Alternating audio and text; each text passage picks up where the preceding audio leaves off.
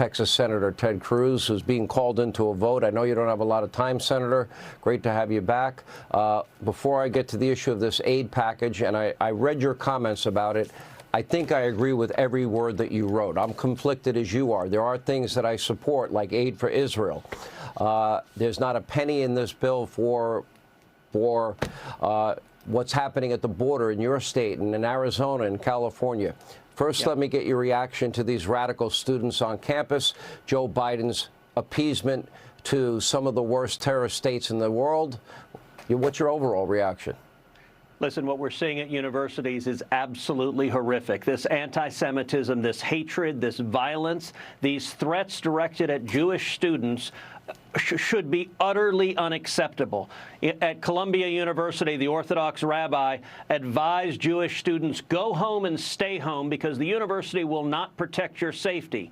Columbia University also barred one of its own professors, a Jewish professor, from coming on campus because they concluded they would not protect his safety. And understand, these administrators and many of these faculty members side with the radicals. We saw an image this weekend of presumably a Columbia student, and by the way, by all appearances, not a Palestinian, but a young blonde woman, standing there with an Arab headscarf and holding a sign, and she's standing in front of several Jewish students behind her who have Israeli flags and American flags, and her sign says Al-Qassam's next target with an arrow at these Jewish students. Al-Qassam is Hamas's military arm. She is literally advocating that terrorists murder her fellow students. If you had any administrators that were sane, any student that advocates terrorist murder fellow students would be expelled on the spot. If you are threatening other students,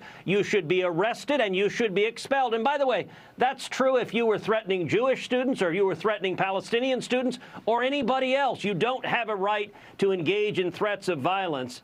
And the problem is these administrators agree with the anti-Semites on the street, and so does the Biden White House. You know, the Biden Twitter account, he has yet to say a word about what's happened at Columbia, what's happened at Yale, what's happened at NYU. Unreal. He's got over 30 million followers, but he will not say a word. And just this weekend, Joe Biden stood side by side with AOC while she praised these anti-Semitic protesters at NYU and Yale and Columbia. This is their base. This is the Democrat Party. And Joe Biden sat there with a goofy grin on his face and said, you got to listen to this woman, a sitting member of Congress. It is disgraceful.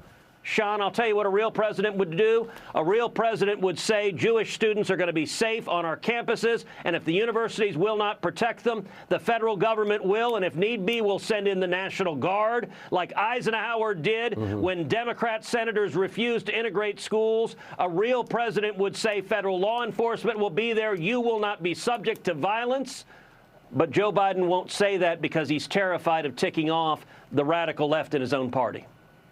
Well, remember, Joe also stood with the former Klansman, Robert Byrd, his mentor and his friend, and didn't want the integration of schools or school busing because he didn't want schools to become racial jungles, he said. Nobody in the media seems to remember that but me. Last question. I know you have to run. If you have to run, go, leave. I'll take over for you. But if you can get it in, you're about to vote on this aid package. Yes. I read your statement. I agreed with 99.9% of it.